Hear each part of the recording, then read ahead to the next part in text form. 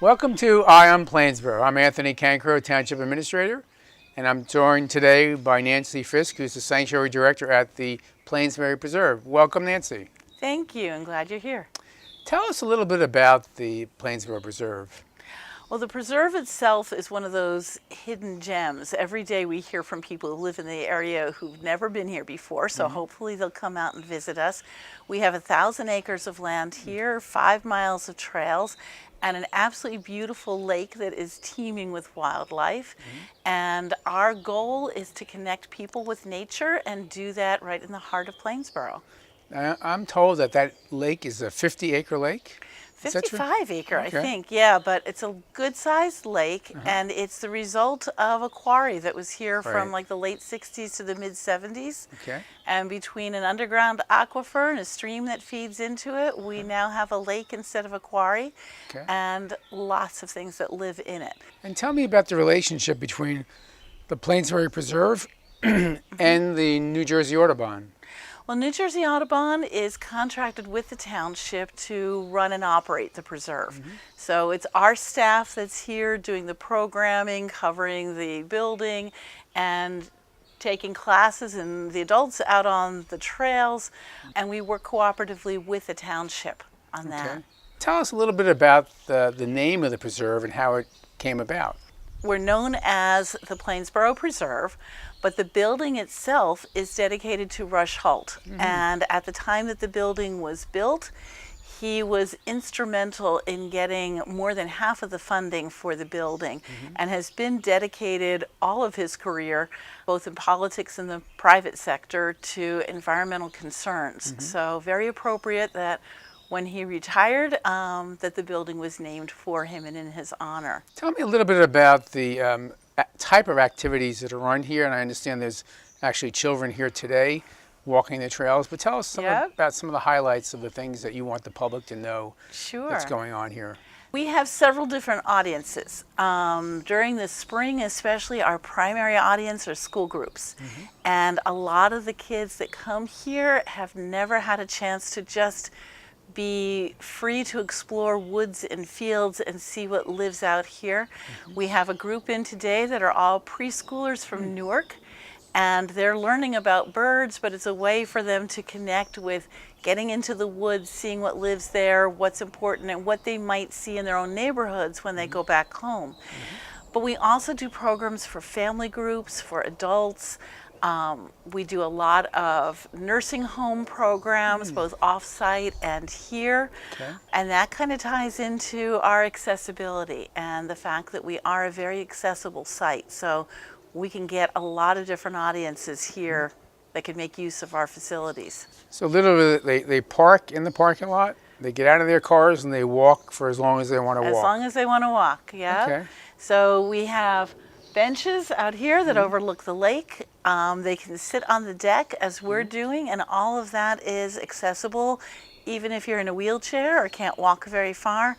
Or you can hike the full 5 miles of our trails and see a really good variety of different kinds of habitats. Okay, I can hear in the background birds. Oh, lots of birds. And I know that when you come in the entrance of the building, there's a bird feeder.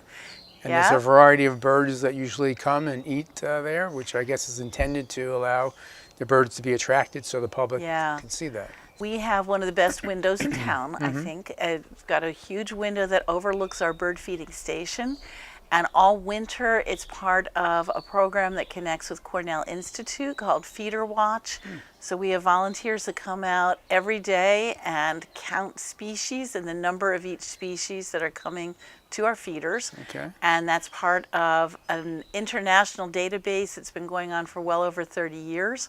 So it's a great way to have a citizen science project here that helps to show changes in breeding habits, the migration patterns, and everything else, so we can monitor that. And it's great to be part of that.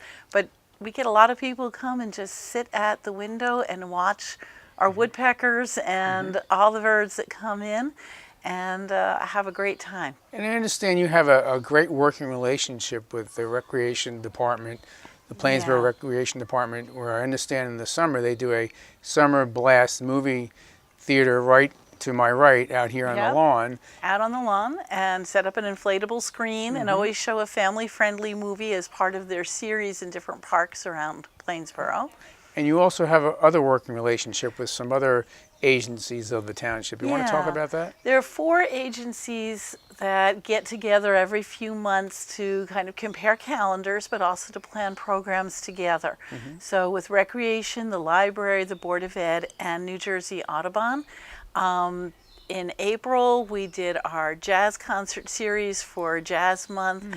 We do a juried art exhibit that's all focusing on New Jersey wildlife, and that gets hung at the Recreation Center.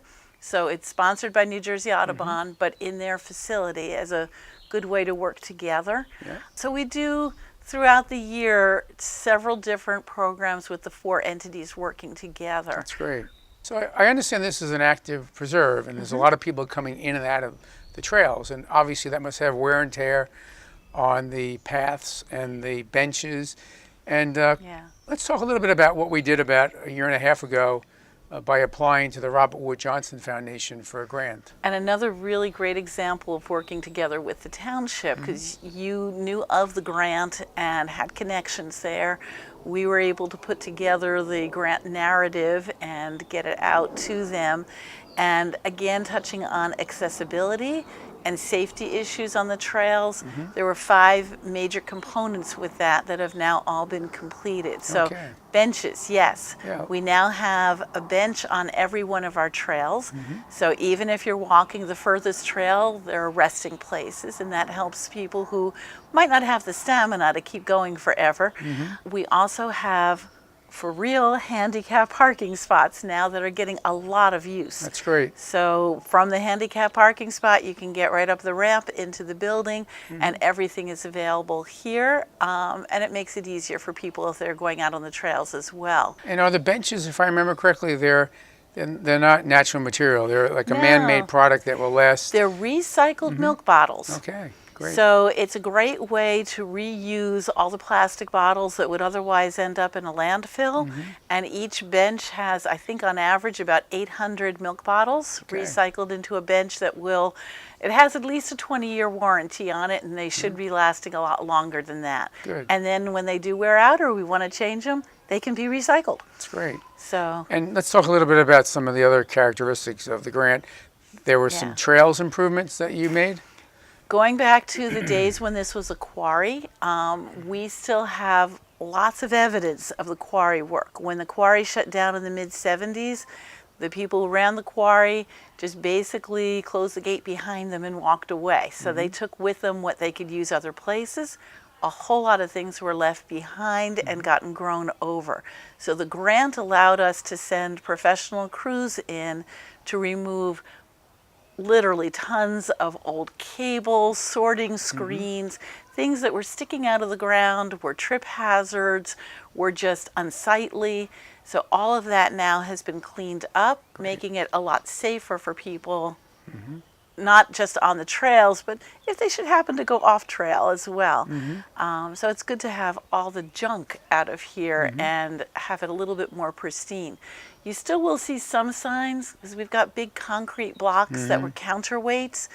Removing those was going to do more damage to the trails in the forest area, and so we still have evidence of what the history here was, but it's a lot safer than it was. Are there any small bridge areas that were built? We've got a lot of boardwalk now, because we have all those different kinds of habitats. Some of them are wet, and especially in the spring, and this spring with all the rain that we have, to keep the trails available and accessible, we have replaced what used to be a lot of sort of makeshift, one at a time, unorganized kind of footbridges and boardwalk, many of which were starting to rot. And it's all new boardwalk out there now, and all done wide enough that we can get our maintenance vehicles out there, our tractor and tow things out there. So it's a lot easier to maintain the trails now. Good. And was there any improvement to Maggie's Point, if I'm not mistaken? Yeah, we have erosion problems. Because of the way the lake was built and why it was built, the quarry was digging up sand and gravel. So one point of land was left, and they dug on both sides to get the sand and gravel out. That left a great point of land with a great view, but it's all sand and gravel, which is not the most stable material. Yes. And kids especially love to go up and down the steep sides at the point to get to the water's edge. So we were losing some of that. We now have planted that whole area with native willows, several different kinds of willows that will stay low enough that we can still get the view, but that are going to stabilize that point. We won't lose it or have to cut it off from access. And the reason why it's called Maggie's Point? Maggie was one of the early advocates for having this be a preserve, and she really fought for this to be available open space for the public. And so after she passed away from cancer, it was decided to name the point for her. And the last question is the amount of the grant from the Robert Wood Johnson Foundation. Yes. So very generous grant. It was just around $95,000. And that allowed us to do the handicap parking, the debris removal, the boardwalks, the benches, and the erosion control. That's great.